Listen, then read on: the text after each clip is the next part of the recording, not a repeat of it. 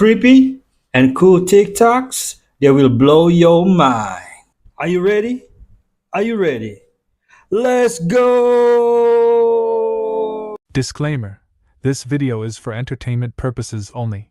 Please do your own research, as these clips haven't been fact-checked. So there's a process that's actually legal in many states. It's called sewage to tap. It is a process to where they take the sewage water, like waste, and they refine it, and it goes through a whole process, basically recycled water, and it comes back to your tap. When you flush, it flows through a pipe and into a basin underground. From here, it meets up with a water treatment plant, where the sewage undergoes a process called water reclamation. This process removes large solids and uses bacteria to break down any other organic matter. It's then filtered and disinfected using ultraviolet light. And once it has met the standards for drinking water, it's sent right back up to your tap for you to enjoy. So shit water. Wow. So this is in many states. It's in Texas, California, Virginia. It's in many, like 25 states. Is it in Maryland? If it's in Maryland, did you hear about the kid, or did you see the kid that was on the amusement ride, and then the water he was in was like shit water? Yeah. What? Did you see that? Now, they're saying that the fresh produce that you're getting this Cyclospora parasite, right? Now you have to get organic produce because they're spraying the produce with this water. So if you get organic, then they're spraying it with fresh water. It's a different, irrigation system altogether. Yeah. Got another super chat. 1999 Red Nose says, I used to work for the water company in the DMV. We had a big dookie spill. How do you have a dookie spill? That's who's dookie?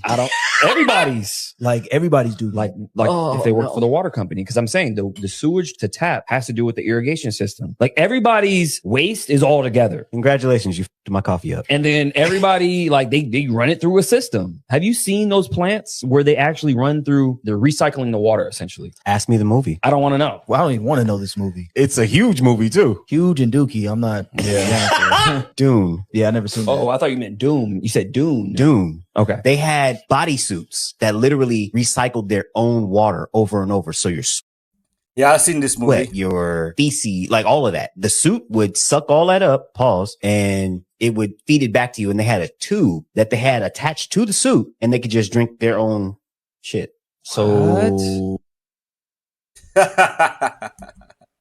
You know what? I think this is the water they should use for AI cooling. What if the witch's broomstick used to fly was really a doorway into plant-powered trance? In medieval Europe, nightshade plants like mandrake, henbane, belladonna, and datura occupied the borderlands between medicine, poison, and sacred experimentation. Their tropane alkaloids could trigger delirium, sensations of flight, animal metamorphosis, and vivid spirit encounters, helping explain the lore of flying ointments and sabbat journeys.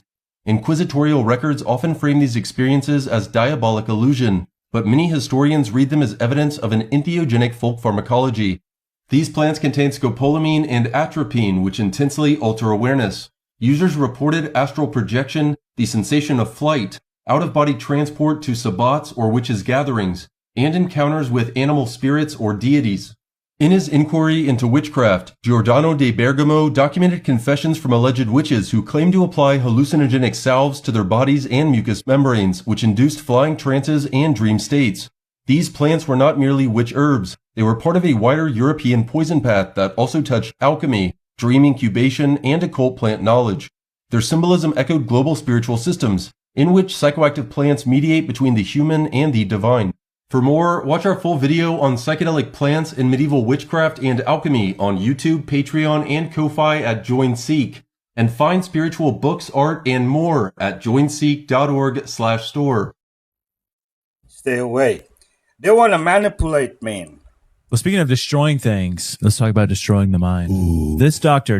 Cameron, I think he was the most deranged, evil psychiatrist that ever existed. Oh, boy. So he was doing these experiments at the Allen Institute. Little word of it got to the CIA. Oh, boy. They said, we want to fund your project. We want to see what you can do for mind control. The Sub-Project 68. What's crazy is that he was doing this stuff before MK Ultra. Mind control? Where these people would come out in like a baby state. They were just a brain dead person. Horrible. Dr. Cameron German with all his credentials of being like the president of the World Association of Psychiatrics. He was also one of the psychiatrists that went to Nuremberg to evaluate Rudolf Heiss. In Nuremberg, they came up with the Nuremberg Code. He was there and witnessed all this stuff, then went to Canada and did the complete opposite of the Nuremberg Code. Did not tell his patients what he was going to do to them. Just would get them on LSD. Awful. And would get them on all these drugs and just would spew this hateful knowledge into their heads, driving them absolutely insane to where they came out brain dead. All for the sake of science. He started practicing this stuff in the middle of Operation Paperclip. Aw. So a lot of these Nazi scientists that were coming to the United States that were doing horrendous things in Nazi Germany that I really gave birth to a lot of what the CIA was doing. Yeah.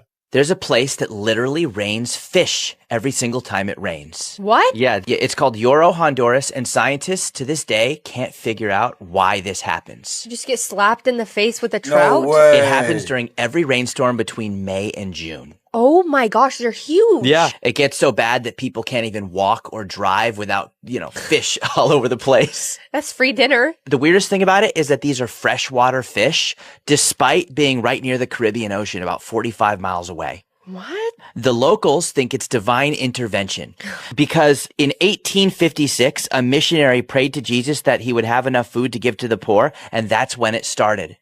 And by the way, a lot of historians have actually corroborated this story to, that it's not just local myth. I don't know. I never knew that the Rothschilds threw a crazy party for only the elites. That is stranger than fiction. I cannot make this up. What do you mean? In 1972, the Rothschilds decided to throw this party, and it was called the Surreal Ball. It was an invite-only party, and all of the invitations were mirrored. So all of the guests were forced to have to look into a mirror to be able to decipher what's on the card. Oh, wow. Also, the way that they made the lighting in the building and even outside, they wanted it to look as if the building was engulfed in flames. The lighting, the way it looks, bro, it looks like the building is on fire. Also, all of the decorations for the tables and stuff like that were furry plates. Plates that were covered in fur. What the hell? And then instead of giving them silverware, it was a dead fish. Instead of like a fork and knife? Yeah. Really? And on top of that, they would literally serve your food on top of the body of a mannequin on a bed of roses. The costumes. One of the Rothschilds, her name was Marie Rothschild. She pulled up to this party wearing a giant deer's head over hers. And then she added these real diamonds to personify tears. Wow. This one really big actress at the time that was invited to the party, she was wearing a big hat thing that was over her head, and it was a bird's cage with real birds in it. Really? Yeah. Dude, I could keep going how crazy and fantastical all these people dressed up, and it's some of them were demonic, bro. It was insane. Weird. Some of them almost look like still lives. That's crazy though. There's got to be a reason why it's so secret, and the reason why they dressed up in all these disguises and stuff. They must have been in there doing some real Diddy type stuff. Yeah, you know what I'm saying, bro? Some real freaky stuff. They're probably eating babies after this. I think even beyond Diddy, because I'm saying if these guys are the elite. Man, yeah, right. Diddy ain't got nothing to this guy. Elite. The devil's in the room next door. Yeah, they're eating babies. Epstein and them gotta get the portal to get to, bro. Dude, they're already on the other side of the portal. Yeah.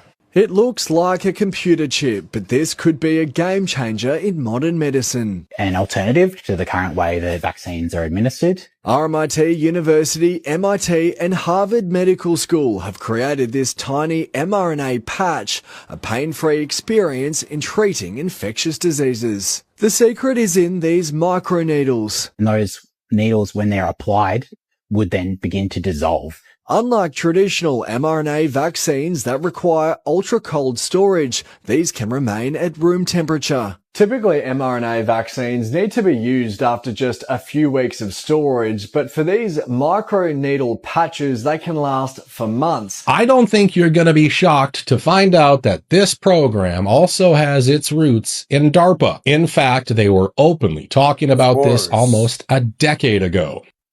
Hello, I'm Colonel Matt Hepburn. I'm a program manager in the Biological Technologies Office at DARPA. I am a active duty Army infectious diseases physician and have specialized in addressing biological threats that can either be engineered or naturally occurring, such as Ebola or pandemic influenza. Today, we're going to be talking about one of the technologies that I actively manage, a company called Profusa, which is aiming at achieving tissue-level continuous health monitoring. Through the SBIR program, we funded them to solve a incredible technical challenge that no one else had been previously able to solve. The key innovation that was presented to us is they said, why can't we make a chemical substance that's really identical to what's underneath the skin, what we call the subcutaneous tissue, so that your body doesn't recognize it as a foreign body response. It just incorporates itself into the tissue. And we have a lot of examples now where a sensor put right underneath the skin can sense things like oxygen and other chemicals that are very important to our metabolism. And not just sense that for a day or a week or even a month, but we imagine that sensing these parameters can go on for a period of years. You know, they get us sick and sell us the cure.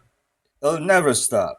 Okay, this is crazy. Researchers think we will soon be able to talk to animals thanks to AI machine learning. We kind of always knew it was possible. We had Coco the gorilla that spoke with sign language, knew over 1,000 words, and those dogs that use those buttons to communicate with their owners, but this is different. You see, when AI learns a human language, it turns words into data points. It maps them into massive multi-dimensional geometric shapes based on their context. That's how it spits those words out when you use AI. By overlaying the geometric shape of human language onto massive data sets of the animal world language, AI is acting like the ultimate code breaker, figuring out what they're saying. Project SETI fed thousands of hours of sperm whale sounds into an AI. It didn't just find random patterns. It discovered that the click sounds they make contain complex structures that function exactly like vowels, the same as human speech. They're not just making noises, they're talking to each other. And on land, researchers used machine learning to analyze the low-frequency rumbles of elephants. They discovered that elephants use unique names for each other. They remember people by name and would even talk about them to others in the clan. Crazy. No way. Organizations like the Earth Species Project are already building synthetic vocalizations, where they play AI-generated hyper-realistic calls back to animal populations like birds in controlled experiments to see how they will react and to test whether their translations are correct. And so far they think they're spot on. Experts estimate that within the next 3 to 5 years, AI models will be advanced enough to be able to communicate with animals directly and translate what they're saying back. We're rapidly approaching a historical turning point where language is no longer an exclusively human trait. Are we ready to hear what animals have to say? I don't know why this isn't bigger news. Absolutely mind-blowing. I think that's cool. Guys, a fungus that used to stay in the desert southwest has now officially been riding dust storms into Oregon, Washington, and heading towards the Midwest. It's called valley fever, and it actually comes from a fungus that lives in dry soil all across the southwest. And it gets kicked up into the air as air spores by wind, construction, wildfires, or floods. They're calling these fungal storms, and once those spores are up into the air, you can just breathe them in without ever even knowing. Once you breathe it in, it starts growing in your lungs, and for most people it just looks like a cold or the flu. So doctors actually miss it constantly unless they run one specific test, and a lot of people never even find out that that's what they really had. They're saying that for about 5 to 10% of people it turns into a serious lung infection, and in a smaller number it spreads through the body and can even reach the brain. There is no vaccine, and because so many cases get written off as a normal virus, nobody really knows how big it even is. This fungus used to stay in the desert southwest, but now they're saying that it's showing up in Oregon and Washington, and experts are expecting the Midwest and eventually Canada. 2026. What is going on? Yeah, man. What the heck is going on? Every hour, a new disaster. Not a superstitious person. I'm a licensed wildlife biologist with 18 years of field experience in southern Appalachia. Wow. I have heard every animal the mountain can offer. I know what a screech owl sounds like. I know what a red fox sounds like. I know what a mountain lion sounds like. In October of 2014, I was running a camera trap line on a ridge in the Nantahala National Forest, working alone, returning to my truck in the dark along a logging road around 9 in the evening. I was perhaps a quarter of a mile from the truck when I heard it. I want to be precise. It was a scream. It was a human scream, specifically a woman screaming in absolute terror, but it was sustained without breath for what I timed on my stopwatch at 11 seconds. A human cannot sustain a scream at that volume for 11 seconds straight. No animal sound I have professionally cataloged matches this recording. Yes, I have a recording. I'm not sharing it publicly, not because I think people wouldn't believe me, but because something happened when I played it back in my hotel room that night. My phone battery was at 72%. By the end of the 45-second clip, it was at 0. Whoa. I have tested this phone exhaustively since. There's no technical explanation for the drain. I have since spoken with 2 members of the Eastern Band of Cherokee Indians who told me where on the ridge I was standing, when I didn't tell them where I was. I have not gone back. Wow, man. Wells Fargo has a new patent called Smart Dust, which deploys sensory particles in the air all around you that you can't see, but it tracks your biometrics, recording your heart rate, temperature, audio, and facial features to be put in a database to verify you, and you won't even have to put in your password, all to authenticate your payment. Now, here's the craziest part about Smart Dust. It wasn't originally developed for banking. DARPA was funding research into tiny wireless sensors as far back as the late 1990s. The goal was to infiltrate enemy personnel and systems. And here's the scariest part. This isn't the only such technology they were working on. Here's a video of former DARPA director Regina Dugan. After hearing what she says, you might want to think twice before taking any pills. So I take a vitamin every morning. What if I could take vitamin authentication? What? Vitamin authentication. Look, I have one right here. Well, here, I'll let you hold it. Would you like to hold it? I'll hold it. Okay. So, this... You guys see it? This pill has a small chip inside of This is Antichrist stuff. it with a switch. It also has what amounts to an inside-out potato battery. When Really you small. swallow it, the acids in your stomach serve as the electrolyte. That's what I do it. And they power it up, and the switch goes on and off. And it creates an 18-bit ECG-like signal in your body, and essentially your entire body becomes your authentication token. Yes, this is true. Okay? Okay, but Okay, so wait. So it's really true. So what this means is that becomes my first superpower. I really want this superpower. It means that my arms are like wires, my hands are like alligator clips. When I touch my phone, my computer, my door, my car, I'm authenticated in. First superpower. Like, I want that. so we're not shipping that right away. Yeah, no. We're not shipping that right away. But it sounds like... This is FDA cleared? So here's the thing. This is not science fiction. This pill was actually made by a company called Proteus. And they've developed it for medical applications. That pill has been CE stamped and cleared by the FDA. You can take 30 of those per day for the rest of your life. Nanoparticles and, Crazy, wild, and wacky weather continues across the United States, this time in Bradenton, Florida. An individual that's an amateur storm chaser captured something in the clouds that was pretty unique and also pretty crazy at the same time. Have a look at this video for yourself. All right, guys, little update. Look at that right there. Whoa. What the hell is that? Is that a tornado in the sky? Or am I tripping? and something in the sky. Oh my god. What does that look like to you? There's a rope tornado in the sky right there. Just incredibly crazy to see with your own eyes. And this is his social media page. He's got a lot of interesting videos on here, and that video was not AI. It was taken in Bradenton, Florida. And if you're curious about what a rope cloud is, I'll step aside so you can pause and read it for yourself. So once again, another crazy and weird, but normal phenomenon captured in our skies during a thunderstorm in Bradenton, Florida. Let me know your thoughts on this in the comments. Have you ever seen one? And as always, I'd love to hear from you. It's all, how you say, geoengineered? United Insane People, With mental illness in the 1800s, why did they need massive palaces? A psychiatric hospital in New York. Insane asylums are not what you've been told. The mainstream history tells all of us that people were suffering, sleeping in sheds, riding around on horses, and going to the bathroom in their backyard. And no power tools. They had no training. These people were living a terrible life. These people were suffering. Yet we are told at the exact same time that the mentally ill were living in a high Victorian Gothic palace. People with schizophrenia, bipolar, depression, dementia, epilepsy, alcoholics, and tuberculosis, all living in a palace in the 1800s. These people, they would be taken from their huts and placed into a building that makes zero sense in the timeline that we're told about. Where this Hudson River State Hospital, a 1,500 foot long building, this is 15 football fields end to end. It's a massive structure that I believe was 100% found.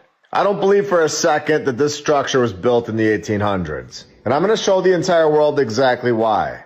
These massive structures were all over the USA in the 1800s. I believe that they were finding these buildings in the 17 and 1800s and repurposing them as insane asylums. These were over-the-top, massive buildings. They could literally hold thousands of people. And they were using them to take the adults, the parents, and I believe it was to keep them quiet. I believe this group of people living in the insane asylums, I believe they were not going along with the reset, where we see that in 1800, nobody was being put into these buildings. With it just totally taking off in the late 1800s to the early 1900s, getting up to 510,000 people in 1950, and then completely dropping off the table once their story was set in place. And this is the exact same time as all of the world's fairs were taking place, where we know that they were just destroying massive palace structures in these cities, like Chicago, St. Louis, and the rest. Just like we saw in episode 184 and 185, where I believe if somebody was out there saying that the building was already there and not constructed in a year, like the mainstream history tells us now, I believe that they were taking these people and they would take them straight to the insane asylum. And I believe that their kids were taken over to the other asylum, the orphan asylum, where we look at the data that they give us.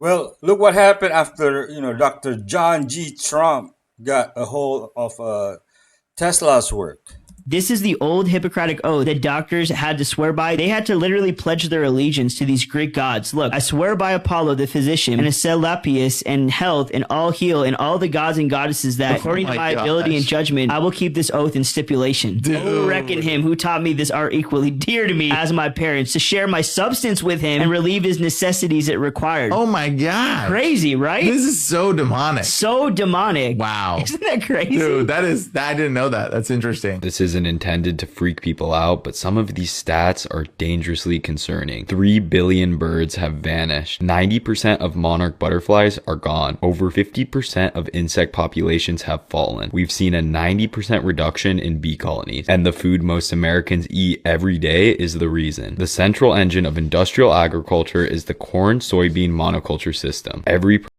Why, America? Why? purchase of fast food, packaged snacks, and factory farmed meats funds the expansion of this system. So how does this relate to the ecological collapse we are seeing? Let's start with the birds. Grassland varieties, these ones that are roaming on pasture, are the hardest hit, with an over 50% decline, with researchers finding it was because of pesticide toxicity. Butterflies can only eat milkweed, which is disappearing because of modern herbicide-intensive row crop production. Insects have had toxicity levels raised nearly 50 times around them because of synthetic seed coating. And just last year, bees faced an average colony loss of 62%. We're seeing an ecosystem collapse in real time. This is ultimately our current food system expressing its true costs in biological terms. Buying industrial food feeds into this problem. We cannot continue to enable the most evil companies in the world to destroy our environment to extract the most corporate profits. If you want to be part of the change, you can use the Localize app to shop local, chemical-free food from a real farmer near you.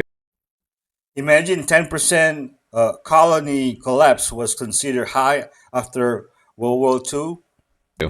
Well, this is interesting. Either ancient civilizations were all subscribed to the same newsletter, or somebody's been recycling character designs for a few thousand years. Look at this: Japan, Utah, Azerbaijan. 3 completely different parts of the world separated by thousands of miles, yet they all carved figures that looked remarkably similar. Same. Now, before someone says Photoshop or AI, these are real archaeological sites. The carvings are genuine. The question is, what were they looking at?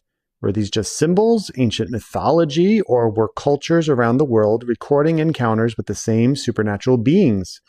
Because if Genesis 6 actually happened, if the unseen realm is real, wouldn't you expect traces of those stories to show up across different civilizations? I'm not saying this proves these are fallen angels, but I am saying it's a little strange that people separated by oceans all seem to carve something that looked eerily familiar. What do you think? Coincidence? Or are we missing part of humanity's story?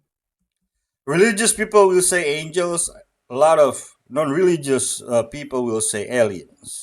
People on Twitter are freaking out after this guy uploaded the surveillance footage from the grocery store that he works at after he noticed something really strange going on, and that was that every person in their's phone was constantly flashing invisible light on their face. And since nobody in this comment section could agree about why this was happening, I did a little bit of research, and here's what's going on. So it turns out that this light that you see in the video is real. It is happening on your phone right now as we speak, and the reason that you can't see it with the naked eye is because it's infrared light, which is all thanks to the 3 pieces of hardware built in behind the dynamic island, which is the infrared flood illuminator, the dot projector, and the infrared camera. And all 3 of those pieces of hardware are responsible for your Face ID and attention awareness features on your phone. Now, addressing whether or not this is safe or healthy to have over 30,000 dots being constantly projected onto our skin and eyes, I opened up the Apple support website, and here's what they had to say from themselves. iPhone and iPad Pro have the True Depth camera system and have been thoroughly tested and meet internal safety standards. The True Depth camera system is safe to use under normal usage conditions. The system will not cause any harm to eyes or skin. Did y'all hear about these underground cities? Everything I'm about to say is alleged. This guy claimed that he worked for the government, and there is a top secret program in the government that started in the 50s. So after World War II, during the Cold War, they decided to start building these underground cities. And they are full cities with entertainment, stores, the whole 9 yards, full neighborhoods, everything. And this guy claims that this secret government project was to keep the human population in case of a nuclear fallout. And there are actual people living in these cities. They're fully functioning cities. And these people have no idea about our world, the above world. He said all they know is this underground world, because allegedly this program went and got kids out of foster care and adoption agencies that were under the age of 4 or 3, so they couldn't remember anything about our world, and raised them in these cities. Now, obviously, these claims seem extremely outlandish, but at the same time, it kind of sounds like something that would happen. 3 a.m. is real. 3 a.m. is a documented medical phenomenon, and when night shift nurses see things. One more fun piece of context before we get into the actual episode. Florence Nightingale, the woman who basically invented modern professional nursing in the 1850s, was famous for one specific image: walking the wards at night with a lamp. Soldiers in the Crimean War called her the Lady with the Lamp. She would do rounds alone by lamplight when the rest of the hospital was asleep. The image stuck and is practically the symbol of the entire profession. What we don't always remember is that Nightingale spent the rest of her life after the war, convinced that her hospital had been visited by something supernatural. She wrote letters about it. She believed in spiritual presences in wards. She believed dying soldiers were attended by things they could not see. The founder of modern nursing was a paranormal witness. Oxygen is the only paramagnetic gas on the periodic table. That means it's drawn to magnetic fields. So breathing effectively is an electromagnetic phenomenon. But realistically, your breathing, which is controlled by the right vagus nerve, remember, we're back there again, is also tied to the dynamo and how effective the dynamo is. Well, what happens if you happen to live in a place where you always wear rubber shoes and you never connect to the earth? Is your oxygen going to be more triplet or singlet? Oh, it turns out it's singlet. If it's singlet, then you got a big problem. And that's how you ruin the vortex in your body. Now, who in the world would take two ancestral chromosomes and fuse them together with telomere caps on the ends. Who could do such a thing? Right at the same time that in the Sumerian texts, it says that the Adapa were made. Coincidence? I don't think so. And what's even crazier is that chromosome 2 is responsible for the neocortex, the part of the brain which separates humans from primates. There's no coincidence that the tablets are aligning with modern science. And this means a couple of things. The first thing it means is that we were genetically modified in our history. The second thing that it means is that the telomere caps limited our lifespan to about 120 years. American pork might be the most disturbing industry in our food system nobody is talking about. Smithfield Foods was purchased for $7.1 billion in 2013 by a Chinese corporation that now controls an estimated 600,000 hogs across America. The worst part might be the use of ractopamine in pork production, a growth drug the FDA approves for American pork, but it's banned in over 160 countries. Beyond what goes into the hogs, what comes out of them is an entire crisis on its own. Industrial hog operations produce enormous amounts of waste. Have you seen the movie Contagion, something like that, with I forgot his name. Stored in open-air lagoons that regularly leak into rivers, contaminate groundwater, and blanket surrounding communities in toxic air, and residents have documented this causing chronic respiratory illness, nausea, and depression. Around 98% of farmed pigs in the US are raised on factory farms, so these animals are raised entirely indoors in confinement from birth to slaughter. This is the system funneling into the grocery store, and I'm no longer going to buy into it anymore, because I've realized there are family-owned pastured pork producers doing it right, like Star Walker Farms, which I found on Localized. The key is you just have to go find these producers directly, meet your farmer instead of going to the grocery store. This artist created his own world and no one knew about it. William Blake was an English poet and painter. He spent his entire life creating his own cosmology, coming up with his own pantheon of gods, myths, and political philosophies. He individually hand-colored every single copy of his books, so no two copies were the same. He also described being visited by the angel Gabriel and also the spirit of his dead brother. And throughout his life, he barely sold anything. People just thought he was crazy. And he was never recognized as a significant artist of his time. His wife, however, helped him with a lot of stuff, from binding his books to even learning how to color so she could help with the printing. And William only gained recognition after his death in 1827, with a body of work so vast and expansive that it almost took 200 years to fully explore. Blake was a genius. This baby became the first person in history whose DNA was rewritten while they were alive. This is KJ. He's only 9 months old. He was born with a genetic error that was supposed to kill him. Out of the 3 billion letters in his DNA, only 1 was wrong. But because of that, his liver couldn't process ammonia. Every time he ate protein, toxic substances would enter his brain. Without treatment, he was doomed. And then the doctors did something they had never done before. Instead of a liver transplant and lifelong medication, they used the latest technology, base editing. They found that very mistake and replaced a single letter in the genetic code with the correct one, without cutting the DNA itself. This is what's most astonishing. It took only 6 months to develop and produce this personalized therapy. FDA approval was granted in just 1 week, and KJ received the treatment at 6 months old. The drug entered the bloodstream, reached the liver, found the right cells, and rewrote his DNA right inside his body. Now KJ can eat protein without a deadly risk. The boy, who was given almost no chance, is now growing and developing like a normal, healthy child. When raw garlic sits in raw honey for 30 days, a chemical reaction takes place that pharmaceutical companies have tried and failed to replicate in a lab. Tell us more, Kathleen. Peter, here's the science they don't advertise. Raw garlic contains alanine.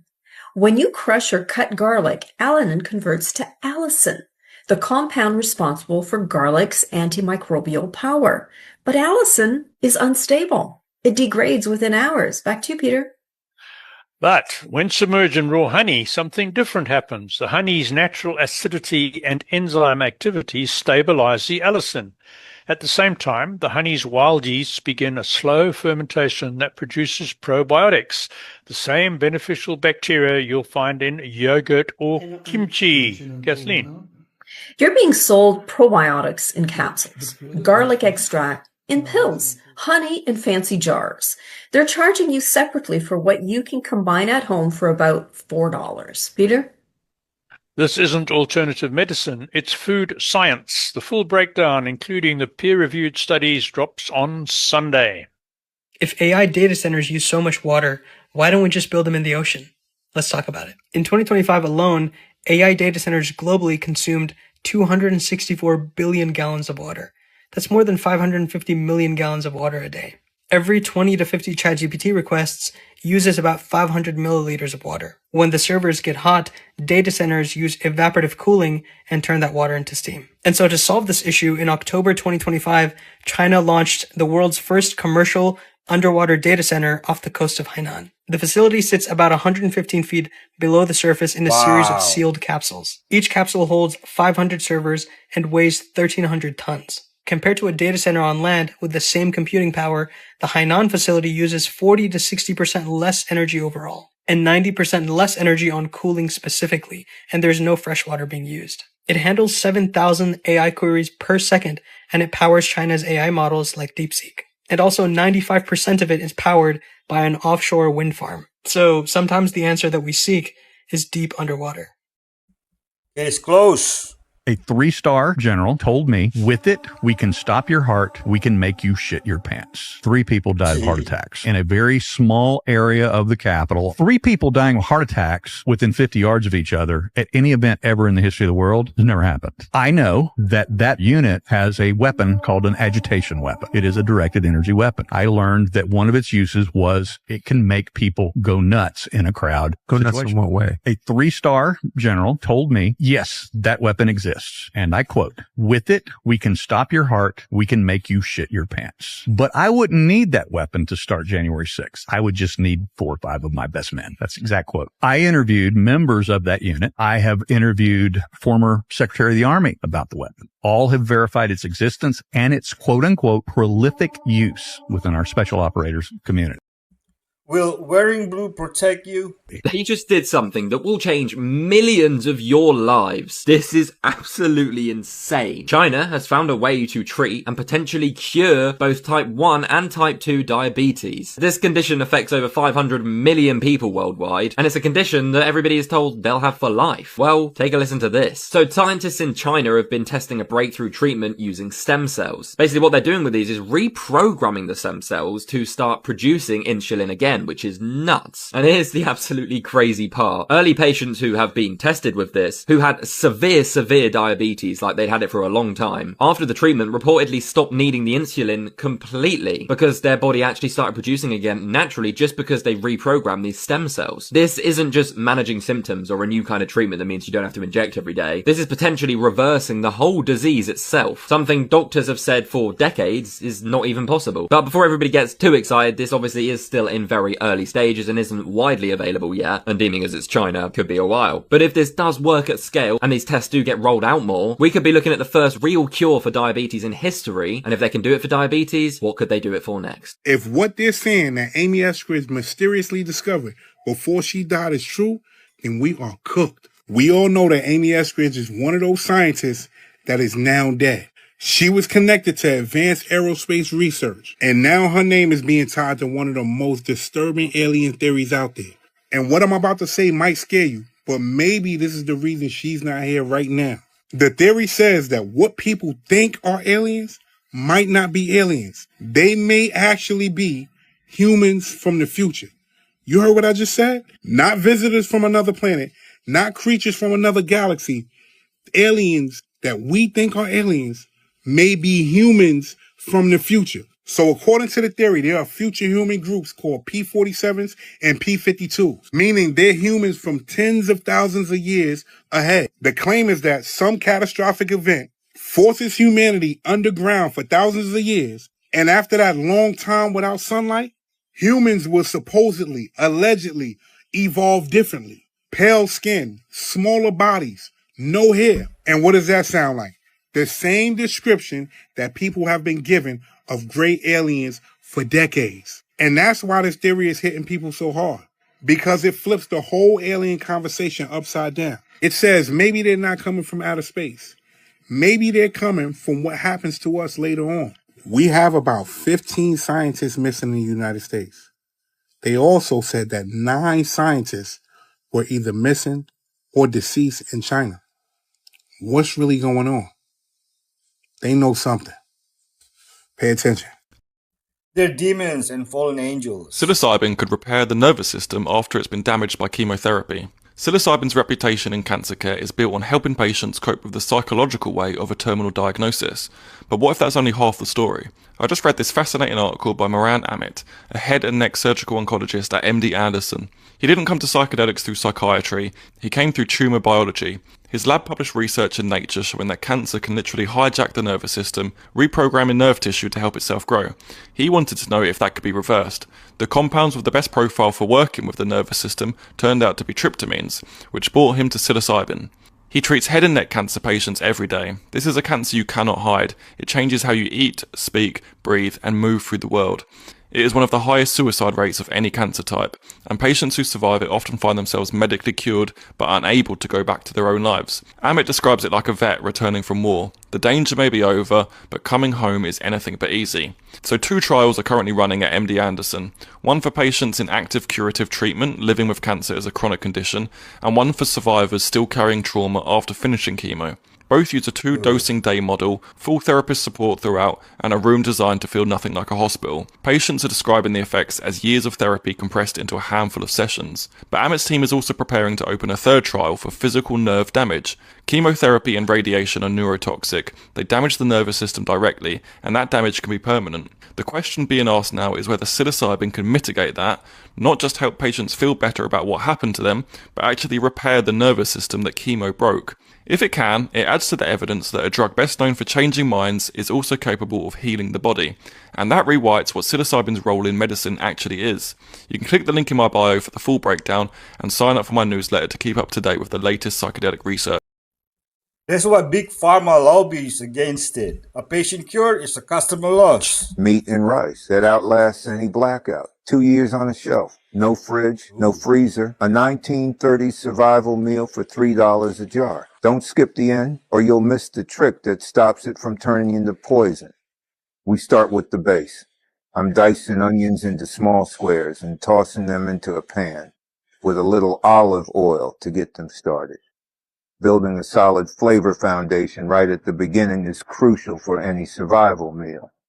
Next, I am chopping up the parsnips. Back in the 1930s, during the Great Depression, the parsnip was the ultimate survival crop, even though today it is almost completely forgotten. Unlike delicate vegetables, parsnips thrive in brutal conditions. They are incredibly dense and packed with complex carbohydrates that digest slowly, keeping your energy up and keeping you full for hours when food is scarce. Now I am dropping the chopped parsnips right into the pan to fry alongside the onions until everything softens and caramelizes. While that cooks down, grab another skillet, drop in a good chunk of butter, some whole black peppercorns, and whole garlic cloves. Now for our protein, I am adding about 2 pounds of duck hearts. You can absolutely use whatever meat you have on hand or whatever fits I love duck. your taste, beef, chicken, or pork. But I choose duck hearts for my stockpile because they are incredibly cheap, dense in calories, and absolutely loaded with iron and essential vitamins. Sear these on high heat until they develop a beautiful golden crust. By the way, what kind of meat would you choose for your family's survival jars? Drop a comment down below and let me know. Next, dice up some fresh carrots. Carrots are an essential addition to any long-term survival jar. Not only do they provide a crucial boost of vitamin A and beta-carotene for your immune system, but they also hold their shape perfectly during the intense canning process, meaning they won't turn into unappetizing mush after 2 years on the shelf. Once the carrots are prepped, it is time to thoroughly wash your rice. You must wash the rice under cold water until it runs perfectly clear. This removes the surface starch, preventing it from turning into a gummy, sticky paste while it sits in the jar for years. Now we need to sterilize our jars. I prefer the old school oven method. Place your clean, empty glass jars straight into the oven at 225 degrees Fahrenheit for about 20 minutes. This slowly bakes away any lingering bacteria and ensures your jars are perfectly safe for long-term storage. Layering is key. Drop a few black peppercorns right at the bottom. Up on the mountain in Pigeon Forge, supposedly this was shot by people visiting, and there was these really strange lights appearing on the horizon. And as these lights were appearing on the horizon, people even suggested, is that a Ferris wheel? It's definitely not a Ferris wheel. It looks like a Ferris wheel. I know, it's fireworks. That's crazy. Is it fireworks? Yeah. It has to be because it keeps disappearing. Yeah, oh my God, that's cool. How much for you live hours on that? That's cool though, eh? Goodness. Okay, I ain't never seen nothing like that That's in before. Dollywood, I think. I don't think Dollywood's that far away from here, Tony. Here. Yeah, it's not that far away. That's creepy looking. It is. That's for Pulaski. Tony, I'm videoing this, It's hush. nice that people playing the bloody tourist play today. Okay, Tony. I thought I was really losing my mind. I've never seen it like that. Never. Why is it blurry? Tony, what? I'm trying to video this. Now it looks like aliens. Hey, say, you see anything wrong? Not at the moment. It's Pigeon Forge, right? And so could there be a light show? Or honestly, probably a portal. Probably a portal opened up on the mountain, you know, and we just witnessed a portal and we're all going to say it's AI or fake, right? Just looking at the video, it looks to me like some kind of light show. I mean, there was, I think it was in Hawaii, there was this whole drone light show that people were like, what is this? And it was drones, right? And so easily, even those lights afterwards could be drones that were popping up. But it is, I find it interesting. And some of the mysteries that we know happen up on the mountain. And you always wonder, like I do, I want to put words in everybody else's mouth, but I wonder, when people go missing up on the mountain, there's this missing 411 stuff, and it seems like they just disappear. What does that look like? Like the idea, we have the idea of somebody that just goes missing. They're gone, and that's what we talk about. They're gone. They went. But what did that look like at the moment they left? Was it a flash and they were gone? Was there a slow dematerialization? And I'm talking strictly disappearing into another realm right here. Okay, welcome to the weird. Maybe Bigfoot took them. What does that look like, right? But like, if they're transitioning into another state of existence, what does that look like? Is there a manifestation that happens when this mysterious stuff takes place? And would it look like that? Breaking news. Did you guys hear about the other problem that data centers pose? Apart from the fact that, yes, they use a ton of water, they use a ton of electricity, they're going to be used to, well, what is the data center for? It's going to be for the implementation of AI everywhere and all the flock cameras and this whole thing about, you know, being surveilled and whatnot. Those are just some of the issues. Here's a new issue that data centers cause that many people are shocked about. So while many people are complaining about the fact that if you live near a data center, you're going to be hearing a constant low frequency hum and broadband noise due to the massive cooling fans, air chillers, and on-site power generators. And while this does disrupt, you know, your sleep quality, and this is what people are reporting, it's like annoying to be near these things, but it doesn't, that sound doesn't just affect humans. Turns out, low frequency hums and high decibel roars from power plants, this is not necessarily data centers, but they're going to make similar noises, stresses farm animals. It can actually disrupt milk production, breeding habits, and general animal welfare. And the infrasound effect is that it will travel basically through the ground. It says inaudible low frequency energy, vibrational energy travels easily through the ground and structures, creating an unsettling continuous rumble felt by animals and humans alike. But then this study by Cal Poly did a 12-year experiment, and they basically found that industrial compressors disrupt plant seedlings and production. So look, 75% fewer seedlings. Areas exposed to loud, continuous industrial noise had a 75% reduction in pinon pine seedlings compared to quiet sites, scaring off planters. The continuous noise did not directly hurt the plant tissue itself. Instead, it frightened away vital wildlife. Specifically, birds like the woodhouse scrub jay, which bury thousands of pine seeds, avoided the noisy areas entirely. So this could not just disrupt humans and animals, but also possibly plants. Again, this was about air compressors and industrial sounds, not necessarily data centers, but you can imagine they're both freaking loud. And that's crazy because I just found out stressed plants emit ultrasonic pops that we can't hear, but they can be caught by certain technologies, revealing a noisy cry for help, the loudest when they're dehydrated. So plants actually make noises. This plant I have here It's not thirsty, but if it was, it would be crying right now in a weird frequency way. So let me know your thoughts. How come it's all about saving the climate, but all of a sudden we're allowed and it's all chill and good to put up a bajillion data centers that use a bajillion gallons of water and use up a ton of energy? Cryptids live in the woods. Some live in muck. Anderson, Indiana, 1996. Workers cleaning out a sludge pit at the GMC Delphi Interior and Lighting plant discovered strange creatures swimming around in the slurry. These odd creatures were said to be reddish-gray and ranged in size from 6 to 8 inches long with a 1-inch diameter and possessed squid-like tentacles. The mixture in which these creatures seemed to be thriving was a mixture of oil, antifreeze, byproducts of the automobile manufacturing process, as well as numerous other industrial chemicals. This mixture was toxic enough that nothing should have been able to survive in it, and yet somehow, squids. Meanwhile, on Indiana's southern border, the mud mermaids were first spotted in 1839. They are said to be 4 foot long, vaguely humanoid, and possess a coat of chestnut-colored hair. However, other witnesses report them having yellowish, rubbery, frog-like skin and no fur at all. Ultimately, the appearance of these mermaids varies quite a bit from sighting to sighting. What does not vary is their habitat and their behavior. These creatures are always living in the Ohio River and always flee from humans, screeching loudly as they swim away. Wow. Anyone from Ohio? Let me know in the comment. Seeing as how all the conspiracies are real now, let's revisit the Denver International Airport. Now, if you're not familiar with the lore behind this place and all of its weird symbolism, I'm going to break it down for you. So, construction on the DIA started in 1989, finished in 1995, a year late and $2 billion over budget. This place is twice the size of Manhattan. But here's where it gets strange. There are entire buildings and tunnels that were supposedly built by mistake and then buried during construction. Hidden underground infrastructure that could be used for what exactly? Now let's talk about what's there. Baggage claim, you're greeted by a pair of gargoyles, one of which is an animatronic and makes jokes about the Illuminati. There's also this statue of Anubis outside, the Egyptian god of death. Why is that there? And then there's these murals showing these gas mask soldiers and sleeping children, rotting cities.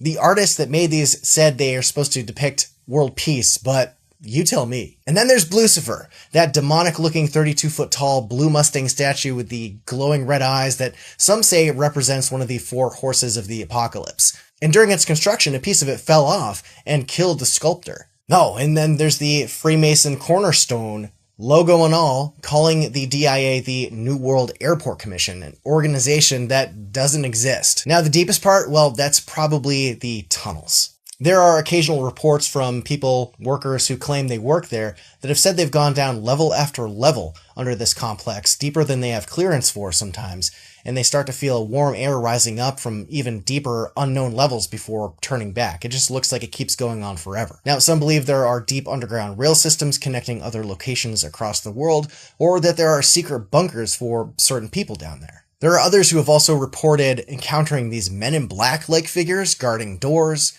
and these figures induce an overwhelming sense of dread into anyone who encounters them. But the DIA says it's all nonsense, and they even lean into the theories, putting up these infographics around the place featuring lizards and aliens and all sorts of other weird theories. But why go so hard with the jokes unless you're hiding something, right? What's the weirdest thing you've ever experienced at the Denver airport? Let me know in the comments. A couple days ago, I made a video about this ancient carving here in Ephesus that shows Hecate, or Hecate, and one of my followers said that there was another one across the way. So let's go. Here I am in Ephesus. This is the area by the Library of Celsus, which is just here. Wow. But have a look over here. I would love to go there. Let's go. It's in this little niche over here. And it's scratched into the wall. So here, this is another one of Hecate, but this one's interesting because it's got an inscription here. You can see underneath the inscription, and you can make out the name Hecate. Apologies, there's something in my So eye. that's the Greek for Hecate. And what it's saying is Hecate sees you, and if you urinate in this niche here, she will punish you.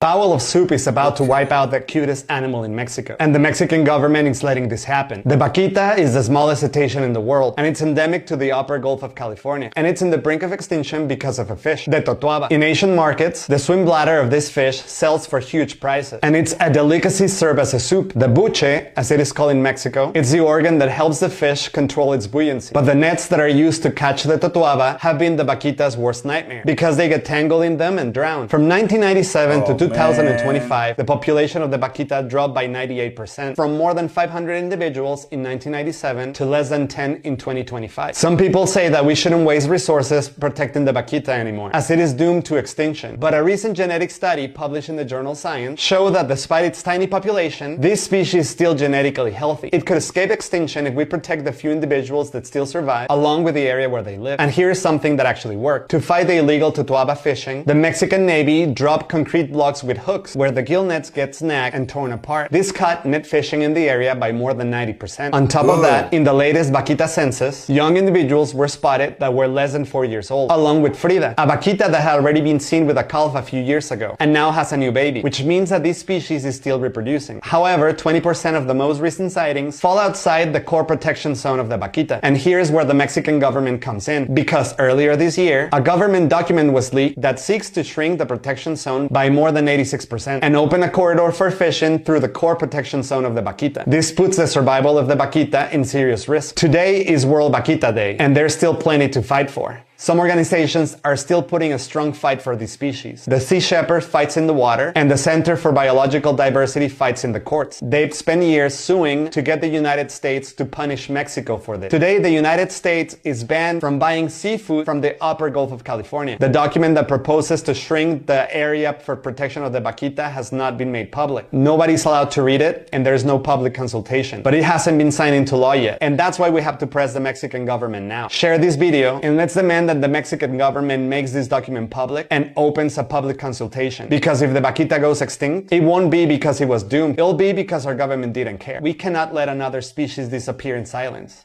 This is wild. Listen to this carefully.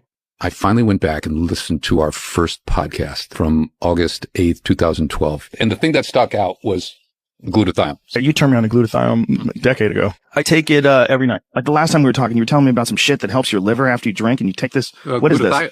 What is it? Unbelievable. Glutathione. And that helps your liver when you drink alcohol? Well, it helps you with just about anything that the liver is responsible for digesting or metabolizing. Your liver can only deal with a certain amount. So if you replenish or replace the glutathione in the liver, you get incredible benefits of it.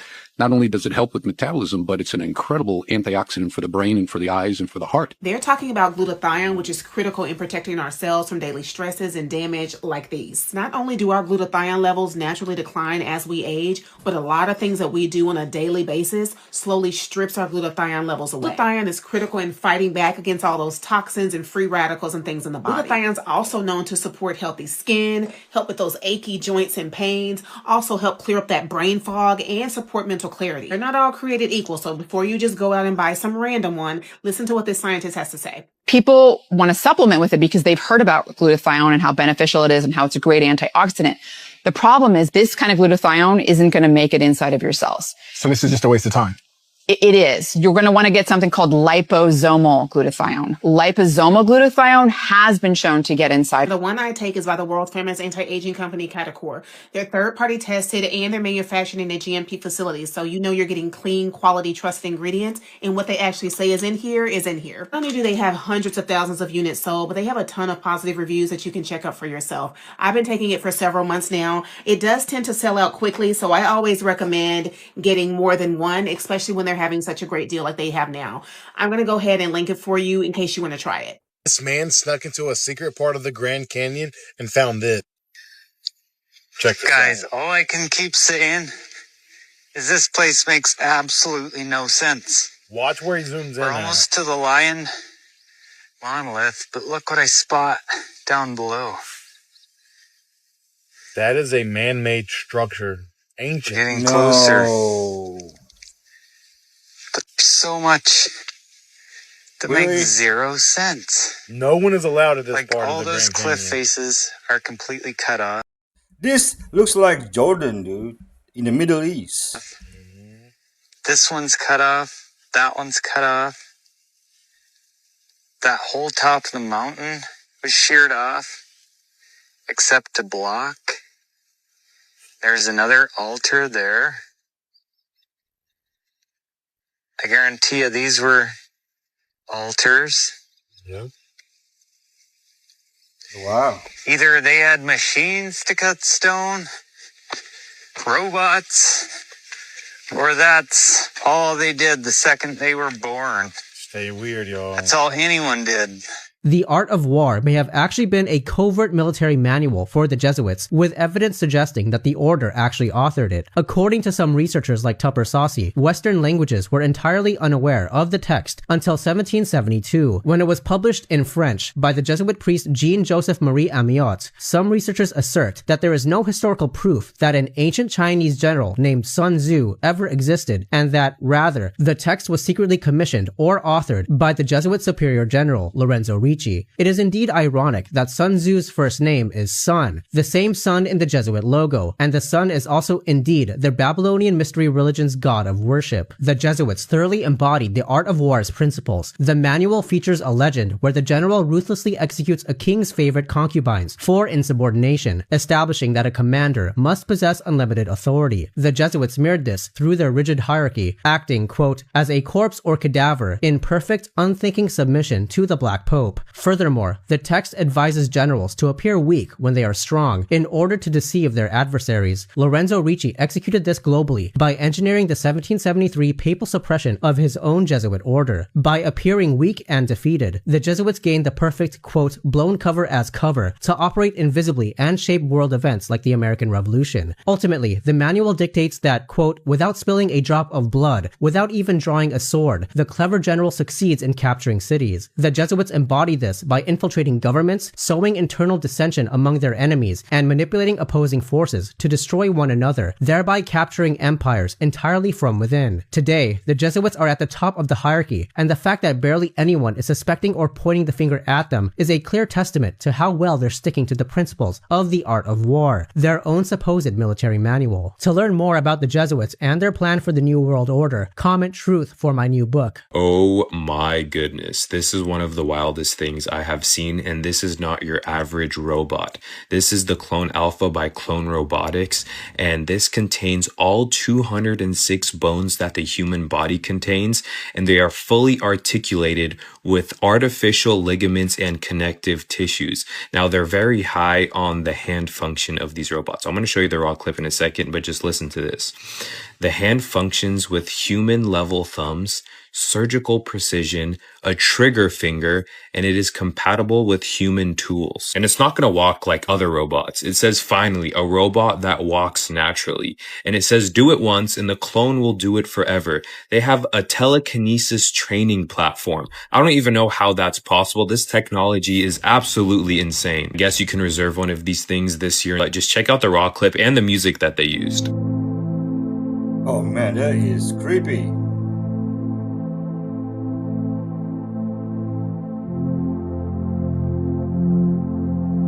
Good morning. Did you know that there is a lake in Tanzania that is so alkaline that it will literally calcify the bodies of animals that die in or around it?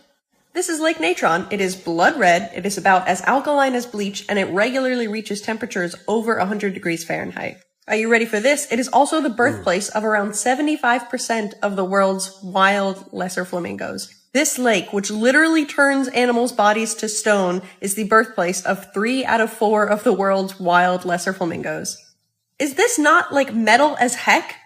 Okay, so I was going to make a video about Lake Natron and how it's like metal as all heck, but then I realized that lesser flamingos are like metal as all heck for living here. And then that got me thinking, how are they doing this? How are they not only living here, but breeding here? It turns out that flamingos can A, drink salt water. They just expel the salt through their nostrils, cool as heck. Many flamingos have also adapted to be able to drink near boiling water. Oh, look, a baby. But it's adaptations like this that have made lesser flamingos almost uniquely able to withstand the conditions at Lake Natron, which is cool as heck. So yeah, today my impression of flamingos went from like this to like this.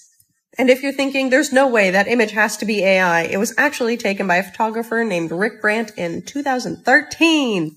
But yeah, incredibly hardcore animals. NASA Stop saying cool as heck. has been testing and double checking this for 6 years before announcing this week. In 2020, the Mars Curiosity rover drilled a hole in a rock and collected a sample of it. It then brought it inside of the rover, pulverized the rock, and then heated it in an oven inside the rover on Mars. It's crazy that they can do that. And then they measured the gases that came off of it. They also put a sample of this in a solvent and watched what happened. And this week, NASA announced that after years of tests, they found something that they'd never seen on Mars before. They found 21 organic molecules from this sample right here, and we have seen organic molecules on Mars before, but 7 of them, a third of them, we hadn't. And the coolest part is that one of these molecules is a nitrogen heterocycle, which is considered a predecessor for RNA and DNA. We know that Mars had water. I mean, we can see that now. Specifically, the area where this sample was taken, we know had water. This is just even more evidence that it's possible that life could have developed on Mars billions of years ago. But also, we don't know if this sample has anything to do with biology. It could be completely geologic. Either way, it's very cool to know. After each reset, they established reset rules to govern the post-reset world. After the resets and reset wars of the 17 and 1800s, the remaining rebels were rounded up in the Kirkbride Plan and thrown into asylums. America had become completely captured, and these amazing structures from the previous civilization had been used as a foundation to establish reset rules. They established the first passport-style IDs for attendees and for the employees, and people were given diplomas for attending the exposition. Their indoctrination was being certified. The entry passes were printed by the same people that print the money. ABC Corp. They produced the money, the stamps, and the stock certificates. This company primed the population for fiat currency after the 1775 to 1815 reset period. Look, these events literally trained the population to be racist. They even had human zoos to reinforce social Darwinism. And they promoted Darwinism in their flyers. Why would you need to normalize harmful stereotypes if you were the builders of civilization and you controlled slaves for hundreds of years? Wouldn't you already hold those views? Why would you need cakewalks and things like this to feel better if you've already seen it for hundreds of years? These fairs were a mechanism to train fiat people with fiat money and give them pseudo status. These cities were empty after the resets, and they were being repopulated with these orphan train babies and incubator babies. Look, see? These events were also used to misidentify people and hide the identity of the real American Aboriginals. They held massive events to portray Native Americans as savages, and they used fake Native Americans to do it. They butchered and publicly ate 700 dogs at the fair in Buffalo. The fake natives were trained to play a role in society for certain benefits, reservations, casinos. These schools are just like orphan asylums, programming centers. And the real Aboriginals that got rounded up were trained to take on the slave mentality in their asylums. And the president was assassinated at the Buffalo World's Fair. Then Theodore Roosevelt took over. Him and J.P. Morgan teamed up with Edward Curtis. Edward Curtis staged all the Native American photos that we've been indoctrinated with. You know, these type of photos. They completely manufacture Native American history. Because if everybody is an immigrant and the people that were supposedly there first were just savages, you deserve to rule the land. And the human zoos were used to treat all dark people as a monolith of savages. But these are pre-colonial permanent fireproof buildings. First-hand account of how they're permanent buildings. And many of these buildings still stand today. Fairs from east to west coast, massive permanent structures, like the Eiffel Tower. And why would they need to build temporary buildings like this if they already have old world buildings in Paris? And these are cropped vanilla sky construction photos. Just like this cropped vanilla sky photo, they literally edit the sky out. This is a display of ethereal technology. All these events are used to unveil technology. This was ubiquitous technology. Tesla supposedly learned about remote electricity at the Paris World's Fair. Shortly after, at the Buffalo event, Tesla's technology was used to light up the fair. And it's funny, there's no footage or audio of Tesla. And in modern times, the World's Fairs are being used to unveil the future norms of civilization. But wait, they had video calling in the 1930s in Germany? Yup. Look, somebody wasn't following the planned obsolescence protocol. We live in a socially engineered world with artificially intelligent people. Archaeologists just uncovered the oldest cave painting of your mother. No Jokes way. aside, this painting is only one of 15,000 others found at Tassili Nadjir, Algeria. This includes engravings that date back over 12,000 years ago, and they were made all the way up until recent times.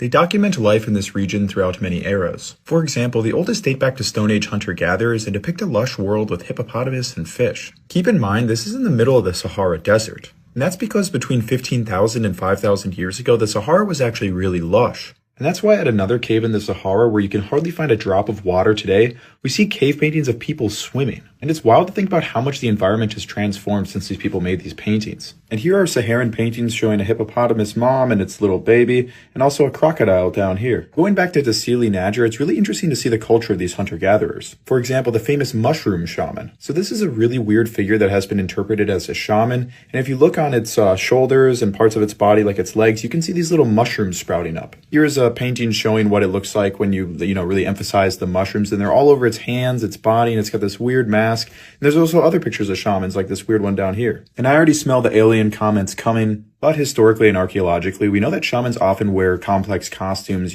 for their practices. But this might be some of the earliest evidence we have of psychedelic use, and it seems to have been very culturally significant to these people. As the Sahara dried out and giraffes and hippopotamus and other large animals that these people once hunted, went extinct in the region, we see that these people became pastoralists and, mainly focused on cattle. Eventually, the art shows people riding camels, horses, and even chariots. That's one of the reasons that the site is so fascinating, because we can see how these people's lives transformed over a period of 10,000 years. And this painting of your mom is just absolutely iconic. Just don't ask me about Neolithic Italian rock art. If you want to learn more about cave art and what we can learn from it, check out my YouTube channel, Northo2, subscribe, and also check out this new video where I talk about this crazy Spanish cave art showing what happens when Neolithic farmers run into Mesolithic hunter-gatherers. It's brutal! Subscribe. The deadliest animal on Earth weighs less than a raindrop, and it's coming for your family this summer. Forget shark, forget snakes. The animal that kills the most humans every year, it's a mosquito. This is the mosquito spray I make for my daughter. 2 ingredients, about $1, and the CDC actually backs it up. The active ingredient in most commercial bug sprays, it's DEET. And DEET literally melts plastic, rubber, and the finish right off of your sunglasses. So what do I do instead? Essential oil of lemon eucalyptus, the only natural repellent that holds up in real testing, with protection comparable to lower concentration DEET against the very mosquitoes that carry the West Nile. And you can mix it up in your kitchen. 1 part oil of a lemon eucalyptus to 10 parts hazel. That's the whole recipe. Just skip it on kids under 3. For babies younger than that, their skin's way too thin for any of it, even the natural stuff. So the really little ones, you want to put that mosquito net up over the stroller or in the backyard and protect them, and put long sleeves on. Share this with a parent you know, because the deadliest animal on Earth is coming to your backyard.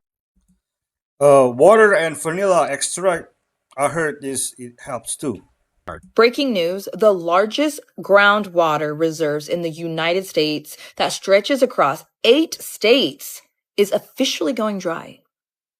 Let me repeat that. The largest water aquifer in the world is drying up. What does this mean for us is that groceries will go up. Farmers will have to shut down. And just so you know, it's been announced that over 140,000 family farms will be closing by the end of this year. Okay, this means everything is going up. And for people who live on wells, who get their water from wells, well, you're going to have to drink the good old tasty city water. And for all of you people who are going to say, you stupid girl, we have water in the ocean, we can live forever. There's data centers in the ocean now, right? Which means it's toxic. Wake up. Recently on Douyin, people started injecting these unknown substances into their chin just to stretch it into that super sharp V-shaped aesthetic, which is how millions of people started ending up with these so-called deformed bubble chins, where your chin just starts drooping and growing downwards. And honestly, once you see it, you can't unsee it. Now, how did this all start? You see, in traditional Chinese facial aesthetics theory, there's this thing called the golden ratio of the face. Basically, they divide your face into 3 horizontal sections, and in an ideal face, each section is supposed to take up roughly about 1/3 of your facial length. Because apparently, your chin isn't just your chin anymore. It's now responsible for determining whether your face looks balanced, long enough, slim enough, feminine enough. And there's one celebrity that gets brought up over and over again, and that's Angelababy. She's basically treated as a blueprint for perfect facial proportions. Heart-shaped face, sharp jawline, balanced profile, everything matching those so-called golden ratio measurements that everyone's obsessing over. And this is why chin augmentation has exploded in popularity over the last few years. It was simple. You inject filler, most commonly hyaluronic acid, once again, into the chin, and it can either push your chin forward, make your face look longer, or create that super pointy V-shaped look that everyone was chasing. But then after a few months, some people's chins started getting swollen and started growing a bit longer than they'd like. Just a bit. So they went to dissolve the filler, And even afterwards, it just started growing longer and longer, uncontrollably. Their chins just didn't seem to know when to stop, and over time, gravity started pulling it downward until the entire lower half of the face was distorted, which is what eventually created a new variant of our bubble face disaster. It's like their little brother, the bubble chin effect. The Jay Leno chin variant. The explosive diarrhea outbreak has exposed the food system. Whole Foods has the same lettuce supplier as Walmart, but often charges up to 60% more. The supply chains behind the national health stores and your cheapest big box retailer are often the exact same. Taylor Farms supplies lettuce to places like Taco Bell, Walmart, and Whole Foods simultaneously. And they control over 57% of the entire chopped salad kit market in America, producing roughly 1 in 3 salads consumed across the US and Canada. But the story goes much further than just lettuce. Even a store like Sprouts, which calls themselves a farmer's market, said the quiet part out loud to a customer via DM earlier this year, when their own social media account confirmed Tyson and Perdue supply their private label chicken. That's the same Tyson processing roughly 1 in every 5 pounds of all meat sold in the US, and the same Perdue whose supplier was documented with birds too sick to walk. The reality is industrial suppliers are often hiding behind the farmer's market label. Premium you pay at a grocery store like Whole Foods or Sprouts is not always buying you a different supply chain, which is exactly why I've permanently switched to buying from local independent farmers in my area on Localized. Watch this.